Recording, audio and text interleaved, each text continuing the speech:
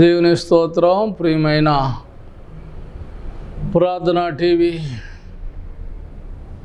వర్తమానములు వింటున్న దేవుని పిల్లలారా, చిన్నలారా, పెద్దలారా, ప్రభునామం పేరిట శుభవందనాలు తెలియచేస్తున్నాం. దేవుని మహాకృప చేత 2024 సంవత్సరం అంతా క్షేమంగా కాపాడి 2025 సంవత్సరం దయా కిరీటం మనకు అనుగ్రహించి మొదటి మాసం కూడా జరిగిపోయి రెండవ మాసంలో మనను ప్రవేశపెట్టారు. పరిశుద్ధ లేఖలోని మాటలు ధ్యానం చేయటానికి, ఆ మాటలు ప్రార్థనా టీవీ సేవల ద్వారా మీకు ప్రచురం చేయటానికి ప్రభు కృప దయచేశారు. దేవుని పిల్లారా, ఆయా స్థలాల్లో ఉండి దేవుని మాటలు వింటున్న దేవుని పిల్లారా, ప్రభు నామ పేరిట మీకు శుభవందనాలు తెలియచేస్తున్నాం. దైవవాక్యంలోని మనం ధ్యానం చేద్దాం. సర్వ సృష్టికి కారణభూతుడు దేవా, నీ కొంత సృష్టి అంతా నీది నాయన. నీ నుండి వేరైపోయి దూరం అయిపోతున్న ప్రజలను రక్షించడానికి నీ ప్రియ కుమారుని ఈ లోకానికి మానవ రూపములో కన్యమరి గర్భములో చిన్న శిశువుగా జన్మించి సత్రంలో కూడా స్థలము లేనందున పశుల పాకలో పశుల తొట్టిలో పరుండబెట్టి ఉన్నారు తండ్రి. పసిబాలుడు కాదు, పరమాత్ముడు నాయన. నీ మాటలు ప్రచురం చేయుచుండగా ప్రభువా నీకు వందనాలు నాయన. దీనదాసును పూర్తిగా మరుపరిచి నాలో మాలో ఉండి మీరే మాట్లాడి మహిమ తెచ్చుకొనమని యేసునామమున వేడుకొంచున్నాము తండ్రి, ఆమేన్. దేవుని స్తోత్రం. ప్రియమైన ప్రార్థనా టీవీలో వర్తమానాలు వింటున్న పెద్దలారా, చిన్నలారా, ప్రభునామ పేరిట శుభవందనాలు తెలియచేస్తున్నాం. దేవుని యొక్క మహాకృప చేత ఈ గడి వరకు మనల్ని క్షేమంగా కాపాడారు. మన క్షేమం మన చేతిలో లేదు. మన క్షేమము, మన కుటుంబాల క్షేమం, మన బిడ్డల క్షేమం దేవుని చేతిలో ఉన్నది. కొన్ని భాగాలు పరిశుద్ధ లేఖల నుండి మనం ధ్యానం చేద్దాం. ప్రకటన గ్రంథము 21వ అధ్యాయంలో ఉన్న మాటలు మనం తీసుకొని అనుబంధంగా కొన్ని మాటలు మనం ధ్యానం చేద్దాం. పద్మాసలంకలో పరవాసిగా ఉన్న యోహాను గారు భూలోక సీను మూయబడి పరలోక సీను తెరవబడి పరలోకం ఉన్న భాగాన్నంతా చూస్తున్నాడు. రాస్తూ ఉన్నాడు. 4వ అధ్యాయంలో ప్రారంభంలో మనం చూస్తే ఈ సంగతులు జరిగిన తర్వాత అంతటా పరలోకంలో ఒక తలుపు తెరవబడి ఉండెను. ఆ తెరవబడిన తలుపు లోపల ఒకడు ఆసీనుడయ్యుండెను.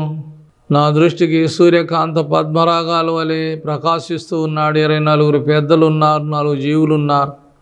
పరలోక భాగ్యాన్ని అంతా చూస్తున్నాడు. కారణం, మనోనేత్రాలు తెరవబడి ఆత్మనేత్రాలు తెరవబడి పరలోక భాగ్యాన్ని చూస్తున్నాడు. దేవుని పిల్లలారా, ఈ లోకాన్ని ముగించినా మనం పరలోకంలో చేరాలంటే ఆ ప్రభును మనం కలిగి ఉండాలి. ఆయన ఎదుట మనం రేపు తీర్పులో నిలబడాలి. ఎవరు కూడా తప్పించుకోలేరు. రాజులైనా, సామాన్యులైనా, చిన్నలైనా, పెద్దవారైనా. గ్రంథంలో రాయబడిన మాట 20వ అధ్యాయం 11వ వచనంలో అంతటా భూమి ఆకాశాలు కూడా ఆయన సముఖంలో నుండి పారిపోతున్నవి. భూమి ఆకాశాలు కూడా పారిపోతున్నాయి. ఏంటి చిత్రమైన మాట! భూమి ఎప్పుడూ కదలకుండా ఉండే భూమి, ఆకాశం ఎప్పుడూ కదలకుండా ఉండే భూమి. భూమి మీద ఉంటున్నవారు గొప్పవారు కావచ్చు, మంత్రులు కావచ్చు, మహారాజులు, చక్రవర్తులు కావచ్చు. వాళ్ళు భూమి మీద గతించి కాలాన్ని ముగించుకొని సమాధికి వెళ్ళిపోతున్నారు. కానీ భూమి ఎప్పుడూ అలాగే ఉంటుంది. ఆకాశం కూడా ఎప్పుడూ అలాగే ఉంటుంది. ఎప్పుడు స్థిరంగా ఉండే భూమి ఆకాశాలు కూడా ఆ ధవళ సింహాసనం మీద ఆయన ఆసీనుడైనప్పుడు పారిపోతున్నాయి అంట. దేవుని పిల్లారం, మరి రేపు మనం ఎక్కడికి పారిపోగలం? ఎక్కడ దాగలం? ఎవరైనా తప్పు చేస్తే, పొరపాటు చేస్తే ఈ ఊరిలో ఉండి పారిపోయి ఏదో ఒక ఊరిలో నివాసం చేస్తుంటాడు. ఆ ఊరిలో నలుగురు కనపడతామేమోనని ఇంకొక ఊరు వెళ్తూ ఉంటాడు. కనపడకుండా వెళ్ళిపోతుంటాడు. కానీ మనుషులు కనపడకుండా వెళ్ళిపోయినా దేవునికి రహస్యమైంది లేదని పరిశుద్ధ లేఖనం తెలియజేస్తుంది. 90వ కీర్తన 7-8 వచనాల్లో మనం చూస్తే మానవుని యొక్క రహస్య పాపాలు ఆయన ముఖ కాంతిలో తేటగా కనపడుతున్నాయి. తెర మీద వీడియో ఎలా కనపడుతుందో, తెర మీద బొమ్మ ఎలా కనపడుతుందో, మన జీవితం అంతా కూడా ఆయన ఎదుట కనపడుతుందో దేవుని పిల్లలు. మన రహస్య పాపాలు, మానవుడికి రహస్యం ఉండవచ్చు, ఒకరికొకరు రహస్యంగా దాగవచ్చు, కానీ దేవుని ఎదుట రహస్యాలు దాగటానికి వీల్లేదు. ఆయన ఎదుట ప్రతి మనుషుడు కూడా నిలబడాలి. ఎక్కడ మనం చూస్తే 21వ అధ్యాయంలో అంతటా నేను క్రొత్త ఆకాశం క్రొత్త భూమి చూసి తిని, అక్కడ భూమి ఆకాశాలు గతించిపోయాను, తన భర్త కొరకు అలంకరింపబడిన ఆ పరలోక పట్టణం, అది పరిశుద్ధ పట్టణం, అది నూతన యెరూషలేము పట్టణం ఆ పైనుండి రేపు మధ్యాకాశానికి దిగిరాబోతుంది. దేవుని పిల్లారా, భూమి మీద ఉన్న భక్తులేమో రేపు మధ్యాకాశానికి ఎత్తబడతారు. ఇది వాక్య సత్యం తెలియచేస్తుంది. ఎవరు సొంత మాటలు కూడా కాదు, దేవుని మాటలు ఎంత గట్టివని తెలియచేశారంటే, కింద ఈ భూమి పైన ఆకాశం ఉన్నా గతించిపోతాయేమో, కానీ ఈయన మాటలు ఒక సున్నా అయినా ఒక పొల్లైనా గతించడానికి లేదని ప్రభు తెలియచేశారు. దేవుని పిల్ల, ఎంత విలువైన మాటలు, ఎంత స్థిరమైన మాటలు, ఎంత ఖచ్చితమైన మాటలు దేవుని పిల్లారా, అర్థం చేసుకోవాలి. కానీ భూమి ఆకాశాలు పారిపోతున్నాయి, మనం ఎక్కడ పారిపోతాం? దేవుని మనం కలిగి ఉంటే రేపు క్రొత్త భూమి క్రొత్త ఆకాశం దేవుని కొరకు సిద్ధపడిన భక్తులకు ఆ భాగ్యం ఉన్నదని పరిశుద్ధ లేఖనం తేటగా తెలియచేస్తుంది. ఏంటి క్రొత్త అని కూడా మీరు అనవచ్చు దేవుని పిల్లారా. మార్కు సువార్త 16:16 అంటాడు, వాడు క్రొత్తగా జన్మిస్తేనే అతడు రక్షింపబడతాడు. నమ్మి బాప్తిసం పొందినవాడు రక్షింపబడును, నమ్మని వానికి శిక్ష విధింపబడును. నమ్మిన వారి ద్వారా ఈ సూచక్రియలు కూడా జరుగును. క్రొత్త భాషలు మాట్లాడతారు, పాములు ఎత్తి పట్టుకుంటారు. విషపూరితమైంది ఏ త్రాగినా మనుషుడికి హాని చేయదని యేసుప్రభు వారు స్వయంగా మార్కు సువార్త 16:16లో తెలియజేశారు. దేవుని పిల్లారా, విషపూరితమైంది త్రాగినా హాని చేయదంటాను. ఒకప్పుడు పౌలు గారిని వాడ ప్రమాదంలో తప్పించుకొని ఆ యొక్క దీపవాసుల దగ్గరికి వెళ్ళినప్పుడు, చలిగా ఉన్నప్పుడు పొల్లలు తెచ్చి మోవిడి పొలలు ఆ యొక్క మంట మీద వేసి చలి కాసుకొని చుండగా ఆ మంటల్లో నుండి ఒక సర్పం వచ్చేసి ఆయన చేతిని పట్టింది. ఆ దీపవాసులు అనుకున్నారు, ఇతడు ఏదో పాపం చేసినవాడు, ఇతడు అన్యాయం చేసినవాడు, అదిగో ఆ సముద్రం వదిలిపెట్టినా కానీ న్యాయదేవుడు వదిలిపెట్టలేదు, సర్పాన్ని పంపించి కాటు వేయించాడని దీపవాసులందరూ కూడా రకరకాలకు. అప్పుడు ఏం చేశాడు? యేసు నామం ద్వారా అర్థం చేసుకోండి దేవుని పిల్లారా. అపోస్తలుల కార్యం 28వ అధ్యాయం ఆ యొక్క 40 వచనాల ప్రాంతంలో ఉన్న మాటలు పరిచయం చేస్తున్నాం. మంటల్లో జాడించేశాడు, సర్పం చచ్చిపోయింది, విషం ఈయనకి ఎక్కి చచ్చిపోతాడని దీపవాసులందరూ కనిపెట్టారు, కానీ ఏమీ చనిపోలేదు. అప్పుడు ఆ దీపవాసులు ఏమన్నారు? ఇతడు దేవుని బిడ్డ, ఆ విషపూరితమైన సర్పం కాటు వేసిన అతను ఏమి చేయలేదు. ఆశ్చర్యపోయారు. ఆ దీపవాసుల్లో ఒక వ్యక్తి బలహీనుడిగా రక్తభేదితోనూ జ్వరంతో ఉన్నాడు. మరి పౌలు గారు వెళ్ళి నూనె రాసి ప్రార్థన చేశాడు, ఆ యొక్క స్వస్థత పొందాడు. దేవుని పిల్లారు, ఆ దీపవాసులందరూ చాలామంది రక్షణ పొందారు, స్వస్థత పొందారు. ఇలా ఉంటాయి. విషపూరితమైనది త్రాగిన ఏ హాని చేయదని పరిశుద్ధ లేఖనంలో ప్రభువే చెప్పాడు. దేవుని పిల్లారు, ఇలాంటి మాటలు గ్రంథంలో కోకొల్లలుగా వస్తుంటాయి.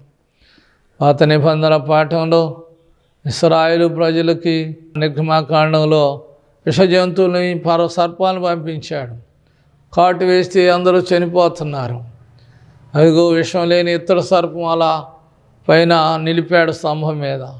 మీరందరూ నిదానించి చూడండి అయ్యా, మీరు చనిపోరు బ్రతుకుతారని పౌలు అక్కడ మోషే శాసించాడు. దేవుని పిల్ల నిదానించి చూసిన వాడు విషం ఏం చేయలా, బ్రతికాడు. నురుగులు గక్కడం ఆగిపోయి బ్రతికాడు.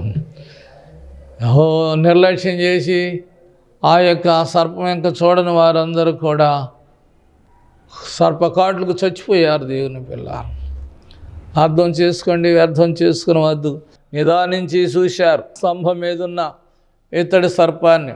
కింద భూమి మీద సర్పాల్లో విషం ఉంది, కానీ ఇత్తడి సర్పంలో విషం లేదు. నీ కొరకు సిలువలో వేలాడిన యేసయ్యలో కూడా విషపూరితమైన జీవితం లేదు. ఎలా చెప్పగలవు అని అనవచ్చు. దేవుని పిల్లారా, సర్పమునకు కోరల యందు విషం, తేలుకు కొండ్ల యందు విషం, మనుషుడికి నిలువెల్లా విషం అన్నది. ఈ విషయం ఇరిగిపోవాలంటే యేసు సిలువు కావాలి. యేసు సిలువలో కాచిన రక్తధారలు కావాలి. దేవుని పిల్లారా, సిలువను చూచుకొలది శిల సమానమైన మనసు, నల్లగి కరగి నీరగుచున్నదిరా,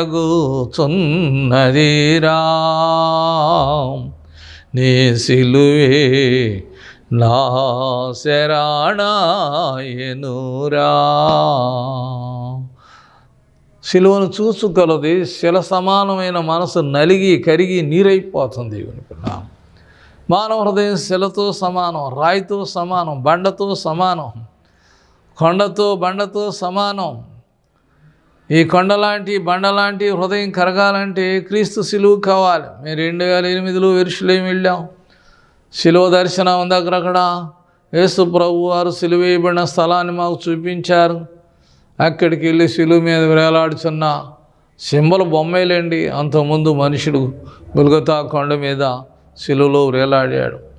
9 గంటలు సిలువ వేయబడి 3 గంటల దాకా కూడా సిలువలో వేలాడి అల్లాడిపోయాడు. దేవుని పిల్లారు, ఆ సింబల్ చూసినప్పుడు ఎంత కఠినుడైనా సరే కళ్ళమ్మటే నీళ్లు పటపట కారవాల్సింది. ఎంత మొండైనా, ఎంత బండైనా, ఎంత రాతిగుండి కలిగిన వాడైనా కన్నీరు కాచాల్సిందే. దేవుని సిలువ విలువ తెలియట్లేదు ప్రజలకి. సిలువలో వేలాడిన యేసయ్య రక్షణ విలువలు కూడా తెలియట్లేదు జనానికి.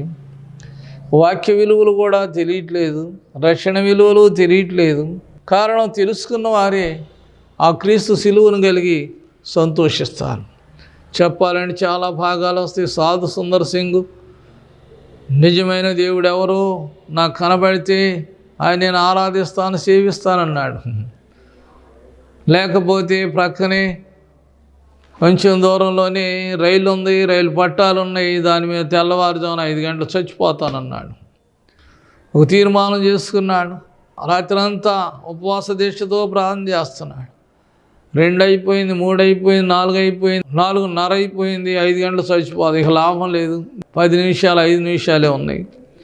ఇక వెళ్ళి ఆ పట్టాల మీద పండుకొని చచ్చిపోదాం, మరణమే శరణ్యం అనుకున్న సమయంలో యేసయ్య ఆయన ఉన్న గదిలోకి వచ్చి వెలుగులో సిలువలో వేలాడుతూ, సింగు నీ కొరకే వేలాడుతున్నా, నీ పాపాల కొరకే వేలాడుతున్నా, నీ శాపాల కొరకే వేలాడుతున్నా, నీ ఐదేయుల కొరకే వేలాడుతున్నానని అనగానే ఈ సాధు సుందర్ సింగ్ ఎవరు రమ్మన్నా, నేను రమ్మలేదు కదా, లేదు నువ్వు ఇంకా 5 నిమిషాలకి పట్టాల మీద పండుకొని చచ్చిపోవటం నాకు ఇష్టం లేదు, నువ్వు బూదిగంతాల వరకు కూడా నాకు సాక్షిగానే ఉండాలని నేను నీకు కనపడ్డాను.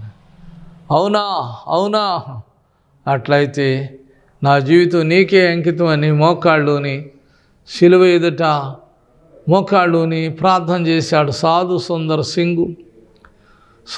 సింగు ఆయన పేరు. సాధు ఎందుకు అయ్యాడంటే యేసు మాటల ద్వారా సాధు అయ్యాడు. నిన్ను సాధువు చేయాలంటే మనుషుడు సాధువు చేయలేడు, తల్లిదండ్రులు సాధువు చేయలేరు, గురువులు సాధువు చేయలేరు, స్నేహితుడు సాధువు చేయలేడు. ఒక్క దేవుని వాక్యమే ఎంత మొండైనా బండైనా నేను సాధువు చేయగలిగినవాడు యేసు తప్ప మరి ఎవరు లేరు. మీకు తెలుసు, దొంగల సాధువు చేశాడు, పాపులను సాధువు చేశాడు, కఠిన హృదయాలను సాధువు చేశాడు. దేవుని పిల్లారా, ఈ సత్యాన్ని మీరు తెలుసుకోవాలి. యేసుక్రీస్తు అందరికీ ప్రభు అయి ఉన్నాడు, అందరికీ కూడా రక్షకుడై ఉన్నాడు. ఆయన నిన్న నేడు నిరంతరం ఏకరీతిగా ఉన్నవాడు అనువాడై ఉన్నాడు. ఆయన ఎప్పుడూ ఉన్నవాడు.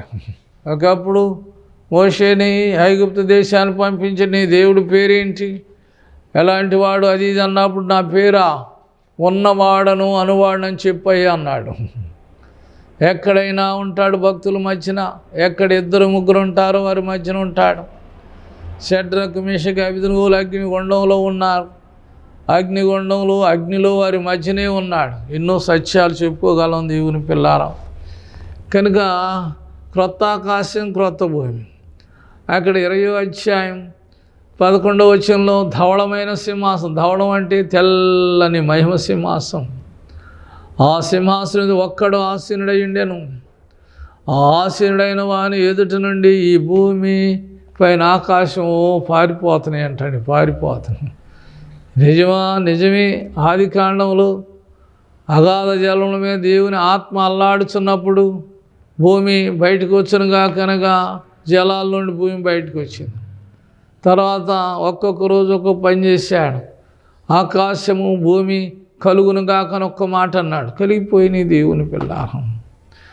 ఆయన మాట ద్వారా కలిగిన ఆకాశము భూమి, ఆయన వాగ్దానాల ద్వారా వాక్కు ద్వారా కలిగిన ఆకాశం భూమి రేపు ఆయన ఎదుట పారిపోతే నిలుస్తాయా దేవుని పిల్లారం? రాజుగారి ఎదుట పాలేరు నిలవగలడా? ఆ పాపాని దాసుడైన వ్యక్తి నిలవగలడా? పారిపోతుంది. అందుకని ప్రసంగి 6వ అధ్యాయం 2-3 వచనాల్లో తరమడ తరం గతిస్తుంది, సంవత్సరం గతిస్తుంది, భూమి ఎల్లప్పుడూ నిలిచి ఉంటుంది అన్నాడు. కానీ నిలిచి ఉండే ఈ భూమి కూడా ఎప్పుడు కనబడుచున్న ఆకాశం కూడా దేవుని ఎదుటుండి పారిపోతాయి. దేవుని పిల్ల పారిపోతే ఇప్పుడు ఏం జరుగుతుందండి? క్రొత్త ఆకాశం క్రొత్త భూమి ఎవరికండి? దేవుని పిల్ల క్రొత్తగా జన్మించిన వాడికి. ఆ యొక్క యోహాను సువార్త 3వ అధ్యాయం 3వ వచనంలో నికోదేము యేసు ప్రభువు వారి దగ్గరకు వచ్చి క్రొత్తగా జన్మ అంటున్నావు. నేను వృద్ధుడిని కదా, నేను ముసలివాడిని కదా, నా తల్లి గర్భంలోకి వెళ్ళి మళ్ళీ బయటికి రావాలా అని అంటున్నావు. అవసరం లేదయ్యా. ఒకడు నీటి మూలముగాను ఒకడు ఆత్మ మూలముగాను రక్షింపబడితే చాలయ్యా అన్నాడు.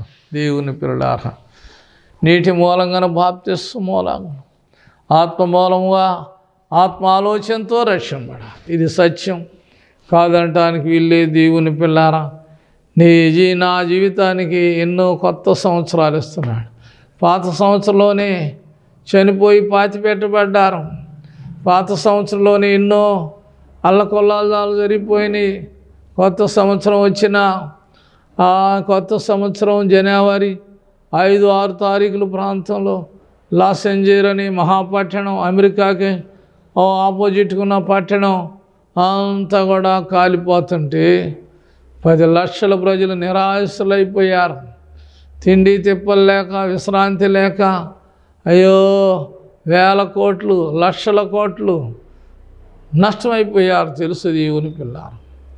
అందుకని ఏమేమి రాసుకున్నారో తెలుసా? సృష్టికర్త ఉంటే ఎందుకు శూన్యమైపోయింది, ఎందుకు కాలిపోయింది, సృష్టికర్త లేడు అని ఓ ప్రక్కన బోర్డు రాసి నిలబెట్టేశారు. సరే, ఆ పట్టణం అంతటి మధ్యన ఒక క్రైస్తవ కుటుంబం మాత్రం చిక్కు చెదరుకోకుండా ప్రశాంతంగా క్షేమంగా ఇంటిలో పిల్లలు క్షేమంగా ఉన్నారు. మరొక పక్క బోర్డు ఏమన్నారు అంటే, సృష్టికర్త లేడు గనుక అంతా శూన్యమైపోతుందన్నారా? సృష్టికర్త ఉన్నాడు కనుక, సృష్టికర్తను ప్రార్థన చేస్తున్నాడు కనుక ఆ ఇల్లేమో ఈ రోజుకి క్షేమంగా ఉన్నదన్నారు. సృష్టికర్త లేదనే వాడి యొక్క జీవితము, ఆ పట్టణ ప్రాంతం అంతా కూడా శూన్యమైపోద్దని ఒక పక్క బోర్డు. లోకం ఇలా ఆందోళన చెందుతూ వాదాలతో భేదాలతో ఉన్నారు దేవుని పిల్ల. లోకం ఎలా ఉంటే నీకెందుకు? లోకరక్షకుడు యేసు. లోకరక్షకుడు యేసు నీకు కావాలి దేవుని పిల్లారా. ఆ ప్రభు నేనే మార్గం, నేనే సత్యం, నేనే జీవం అన్నారు. ఈ కొత్త సంవత్సరంలో నీ జీవితం కొత్తగా మార్పు చెందాలి. నీ మాటల్లో క్రొత్తదనం, నీ చేతల్లో క్రొత్తదనం, నీ పనుల్లో క్రొత్తదనం, నీ నడక నీ పడకలో క్రొత్తదనం. ఈ దినాల్లో ఒకరినొకరు నమ్మలేని దినాలు అయిపోయినాయి. ఎంత నమ్మకస్తులు కూడా అనుకుంటమే కానీ అపనమ్మకస్తులుగా ఉంటున్నారు దేవుని పిల్లారా. కారణం అపవాది వాళ్ళని మోసం చేసి అపనమ్మకాలతో అపవిత్ర కార్యాలతో బలహీనలైపోతున్నారు దేవుని పిల్లారా. క్రీస్తుని కలిగి మనం జీవించాలి. క్రీస్తు మంచి మార్గంలో మనం నడుచుకునేవారు ఉండాలి. అలా ఉన్నప్పుడు క్రొత్త ఆకాశం క్రొత్త భూమి అన్నాడు. పాత ఆకాశం ఏమవుతుందనంటే 20వ అధ్యాయం 11వ వచనంలో పారిపోతున్నాయి అంటాడు. మనుషుడా, నీవెవరైనా సరే, గొప్పవాడో చిన్నవాడో నాకు తెలీదు, గ్రంథంలో వ్రాయబడిన మాటలు తెలియజేస్తున్నాం. సహాయం చేయని ఆయన సహాయం చేయమని మనం ప్రార్థించుకోవాలి. అయా, క్రొత్తగా జన్మించటం అంటే నమ్మి బాప్తిసం పొంది క్రొత్తగా జన్మించాలి. వారికేనండి క్రొత్త ఆకాశం క్రొత్త భూమి. పాత ఆకాశం పాత భూమి పారిపోతున్నాయి అంటాడు. ఏంటండి? అవునండి, మీకు ఆధారాలు గ్రంథంలో కావాలా? అర్థం చేసుకోండి దేవుని పిల్లలారా. యెషయా గ్రంథం 34వ అధ్యాయం 4వ వచనంలో ఏమని వ్రాయబడిందో తెలుసా? అక్కడ ఆకాశమును ఆ భూమియు అవన్నీ కూడా చుట్టబడిన గ్రంథం వలె అవి తొలగిపోతున్నాయని చూసుకోండి మీరు. గ్రంథంలో 34వ అధ్యాయము 4వ వచనం యెషయా గ్రంథంలో. అంతకుముందు ఏమంటున్నాడు? 34వ అధ్యాయం ఆరంభంలో, రాష్ట్రములారా మీరు వచ్చి నా మాట వినండి, దేశ ప్రజలారా మీరు వచ్చి నా మాట వినండి. రాష్ట్ర ప్రజలు దేవుని మాట వినే పరిస్థితిలో లేరు. రాష్ట్రాలు గోల రాష్ట్రాలది, జిల్లాలు గోల జిల్లాలది, దేశాలు గోల. అవును దేవుని పిల్లారా, రాష్ట్రంలారా వచ్చి నా మాట వినండి అని దేవుడు అంటున్నాడు. ఎందుకు వింటారండి? ఎందుకు వింటారు? ఎన్నో నష్టాలు కష్టాలకైనా గురవుతున్నారు, కానీ దేవుని మాట వినలేకపోతున్నారు. దినమెల్లా చేతులు జాపుతూ పిలుస్తున్నాడు. ప్రయాసపడి భారాలు మోస్తున్న వారులారా నా యొద్దకు రండి, నేను మీకు విశ్రాంతిని కలుగు చేస్తానన్నాడు. మానవ జీవితం విశ్రాంతి అర్థం కావట్లా. ప్రయాసాలు, కుటుంబం కొరకు ప్రయాసాలు, విద్యలో ప్రయాసాలు, ఉద్యోగాల్లో ప్రయాసాలు. ఎన్నో చెప్పగలను. కొందరైతే కోపడుతుంటారు. బాగా చదివాడు, సరైన తగినంత ఉద్యోగం రాలేదని ప్రాణం మీద విసుగు చెంది ఎవరు ఇంట్లో లేని సమయంలో ఫ్యాన్కి ఉరి పెట్టుకొని చచ్చిపోయాడు. చచ్చిపోతే పెద్ద ఉద్యోగం ఏమొస్తుంది? చచ్చిపోయి సాధించేది ఏమి లేదు దేవుని పిల్లారా. ఏంటి బ్రతుకున్నందు విసుగుదల ఎక్కువైపోతుంది. యవనస్తుడే, వివాహం కూడా అవ్వలేదు దేవుని పిల్లారా. ఏంటి విసుగుదల? కొంచెం ఓర్పు పట్టాలి, ఓర్చుకోవాలి, కొంచెం సహనం కలిగి జీవించాలి దేవుని పిల్లారా. వాక్యం మనతో తేటగా తెలియచేస్తుంది. కొంతమంది నిర్లక్ష్యంగా ఉంటున్నారు, చాలామంది నిర్లక్ష్యంగా ఉంటున్నారు. నీ క్రొత్త ఆకాశం క్రొత్త భూమి కావాలి, అందులో నీతి నివసిస్తుంది, నీతి రాజ్యంలో నీవు నివాసం చేస్తావు, యుగ యుగాలు ఆనందభరితులుగా ఉంటారు దేవుని పిల్లారా. ఇటు అనుభవంలో మనం కొనసాగాలి. పేతురు పత్రిక 2వ అధ్యాయంలో క్రొత్తగా జన్మించిన శిష్యుని పోలిన వారై వాక్యమనే పాలతో ఎదగాలంటున్నాడు. తల్లి పాలతో పిల్ల ఎలా ఎదిగిద్దో విశ్వాసి వాక్య పాలతో దినదినము ఎదుగుతూ ఉండాలండి. క్రొత్తగా జన్మించిన శిష్యుల్లాగా ఉండాలి. అక్కడ ఏమంటున్నాడు? దూషణ మాటలు మాని, కపటం మాటలు మాని, పనికిరాని మాటలు మాని క్రొత్తగా జన్మించిన శిశువు తల్లి పాలు తాగితే ఎట్లా ఎదిగిద్దో నువ్వు ప్రార్థనలో ఎదగాలి, విశ్వాసంలో ఎదగాలి, సాక్ష్యంలో కూడా ఎదగాలి, ఆత్మీయ జీవితంలో ఎదగాలి. ఒక కుమారుడు మరి భూమి మీదకి వచ్చిన తర్వాత దినదినము మాసాలు కొలది, సంవత్సరాలు కొలది ఎట్లా ఎదుగుతూ ఉంటాడో అట్లా ఆత్మీయ జీవితంలో ఎదుగుతూ ఉండాలి, వర్ధిల్లుతూ ఉండాలి. యోహాను అన్నాడు, ప్రియమైన గాయు, నువ్వు ఆత్మలో ఎదుగుతుంటే అన్ని విషయాల్లో సౌఖ్యంగా ఉంటాయి. ఆత్మీయ ఎదుగుదలను మర్చిపోతున్నారండి. యెహోవా ధర్మశాస్త్రం ఆనంద దివారాత్రులను ధ్యానించేవాడు ధన్యుడు. నీటి కాలం వారు నాటబడిన వాడై ఆకువాడక తన కాలమందు ఫలమిచ్చు చెట్టు వలె ఫలిస్తూ ఉంటాడు దేవుని పిల్లలు. అనేక వాక్య సత్యాలు తెలియచేస్తున్నాయి. యెహోవా కొరకు ఎదురు చూసేవారు నూతన బలం పొందుతారు, పక్షి రాజుల వలె రెక్కలు చాపి పైకి ఎగిరిపోతారు. ఏంటండి ఇలాంటి యొక్క భక్తి మనం కలిగి ఉండాలి. ఆచార అలవాటు వేషధారణ మోసకరమైనది వద్దు, దాన్ని దూరంగా పెడదాం దేవుని పిల్లారా. దేవుని యందు మన భయభక్తులు కలిగి ఉండాలి, దేవుని చిత్త ప్రకారం నడుచుకునేవారు ఉండాలి. ఏ నాటికైనా ఈ కాయం మాయమైపోద్ది, ఈ శరీరం ఎప్పుడు భూమిలోకి వెళ్ళిపోద్ది. ఆత్మ పరలోకానికి వెళ్ళాలంటే ఆత్మదేవుని ఆరాధించేవారు ఉండాలి. నీలో ఉన్న ఆత్మది దేవుందండి, నీ సొంతం కాదు. వాక్యం చెబుతుంది, నరుని ఆత్మ యెహోవా పెట్టిన దీపము. నీ శరీరంలో దేవుని ఆత్మ దీపకాంతిగా లేకపోతే నీ జీవితం చాలించటమే. నీ జీవితం సాయంత్రానికి సమాధికి వెళ్ళిపోవటమేనండి. ఎంతోమందిని మనం చూస్తున్నాం, క్షణంలో అన్ని భాగాలు ఉంటున్నాయండి. ప్రయాణం చేస్తున్నారండి, ఆసుపత్రికి వెళ్ళి 10,000 10 లక్షలు తీసుకొని వెళ్ళి బాగుపడి వద్దామని వెళుతున్నారండి. అక్కడే ప్రాణం కోల్పోయి శరీరంతో వెళ్ళిన వ్యక్తి శవంగా తిరిగి వస్తున్నారు. దేవుని పిల్లారా, నా సొంత మాటగా మీరు ఏమాత్రం భావించవద్దు, దేవుని మీద ఆధారపడండి. 21వ అధ్యాయం ప్రారంభ మాటలు మనం చూస్తే అది క్రొత్త ఆకాశం. అది 21వ అధ్యాయం 10వ వచనం మనం చూస్తున్నాడు యోహాను గారు. అంతటా ఎత్తైన గొప్ప పర్వతం మీద నూతన యెరూషలేము నాకు కనపడుతుందయ్యా. అది దగదగా దగదగా దగదగా మెరుస్తూ ఆ పరలోకం నుండి మధ్య ఆకాశాన్ని దిగి వస్తుందయ్యా. దాని అందరి వెలుగు సూర్యకాంత పద్మరాగాలను కలిగి ఉన్నదయ్యా. మహిమ తేజస్సు కలిగి ఉందయ్యా. బాగా వెలుగుతుందని అనవచ్చు, కానీ దగదగా దగదగా దగదగా మెరుస్తుంది. దేవుని పిల్లారా, నిజంగా దగదగా మెరుస్తున్న ఆ ముత్యాల రత్నాల పట్టణం కావాలా? నేను ప్రశ్న వేస్తున్నాను, జవాబు చెబుతున్నాను. యేసుని నీవు నమ్మితే, నమ్మకంగా ఉంటే ఆ నిత్యరాజ్యంలో ముత్యాల రత్నాల పట్టణంలో ఆనందిస్తావు. మెరసిడి ముత్యాల నూతన యెరూషలేము అంత పురమును చచ్చవుకముగా పూర్తిగా చేసి త్వరగా రానున్నట్టి వరుడా ఆకర్షించు వరుసలో ఆనందింతును తరతరములు.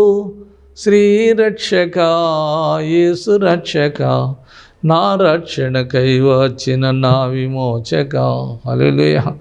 తరతరాలు యుగయుగాలు కూడా నీవు ఆనందభరితురాలుగా మహిమకాంతులు ముత్యాల రత్నాల పట్లలో దేవదూతలతో ఆనందిస్తాం. లేదు నాకు యేసయ్య నాకు అవసరం లేదు అంటే రేపు అగాధంలో బగబగ బగబగ బగబగ మండి అగ్ని గుండోరు. రాత్రి లేదు పగలేదు, పగలైతే పనులు చేసి రాత్రి నిద్రపోతావు, విశ్రాంతి తీసుకుంటావు. ఈ లోకంలో పాతాళ లోకంలో విశ్రాంతి లేదండి. అగ్ని ఆరదు, పురుగు బగబగ మండుతుండే అయ్యో అయ్యో అయ్యో అంటాం. అయ్యో అయ్యో అని ఆరని అగ్నిగుండానికి వెళ్ళకోకుండా ఆనందభరితురాలుగా ఆయన రాజ్యంలో చేరే బిడ్డలుగా ఉండాలని క్రొత్త ఆకాశం క్రొత్త భూమి. అది ఎవరికయ్యా అంటే ఒకడు క్రొత్తగా జన్మించిన వాడికి, క్రొత్త ఆత్మీయ జీవితంతో నడుచుకున్న వారికి అటు అనుభవం నడుచుకుందాం. ప్రభు తన మాటలు వారి ప్రార్థన టీవీ ఛానల్లో వింటున్నా మీ అందరికీ శుభములు కలుగులాగున ప్రార్థన చేసుకుని సెలవు తీసుకుందాం. ప్రభు తన మాటలు మన ఎన్నికిడిలో దీవించునుగాక. ఆమేన్. దయగల మా తండ్రి, ఈ మాటలు మావి కాదు, మీ మాటలు అందించారు. హృదయాల్లో ముద్రించుకొని భద్రపరచుకొని ఆ నూతన యెరూషలేము మెరసేడి ముత్యాల రత్నాల పట్టణంలో చేరి భక్తి భయం అందరికీ నువ్వు దైత్యం. లేకపోతే బగబగా మండే గుండంలో యుగయుగాలు అల్లాడతాం. అలాంటిది వద్దు నాయన, అటు కృప దయచేయమని యేసు నామమున వేడుకొంచున్నాము తండ్రి. ఆమేన్. వల్లూరుపాలెంలో ఉంటాను. అప్పగించిన పని పెదవిగ్రహాల్లో 6 ఏళ్ల మధ్యన పెద్ద సంఘం ఉన్నది. అక్కడ పరిచర్య ఆరాధనలు. రెండవదిగా మరి భద్రరాజుపాలెంలో ఆరాధన స్థలం, షారోను ప్రార్థనా మందిరము, మరి స్థలాల్లో పరిచర్య. మరి ఇంకో సంఘం ఈ కట్ట ప్రక్కన పిల్లవార్లంక అని ఒక మందిరం ఉన్నది. ఈ 3 స్థలాల్లో పరిచర్య చేస్తుంటాను. కనుక మీకు మాకు ఏదైనా మీ అవసరం ఉంటే, మా అడ్రస్ కావాలంటే సెల్ నెంబరు 99 51 85 40 72 సెల్ నెంబరు. ఈ నెంబరు ఫోన్ చేయండి. మీ ఇబ్బందుల్లో ఉన్నప్పుడు ప్రార్థన చేయమంటే ప్రార్థన కోరగా మేము తప్పక ప్రార్థన చేస్తాం. దేవుడు తన మాటలు మన ఎన్నికల్లో దీవించునుగా. ఆమేన్.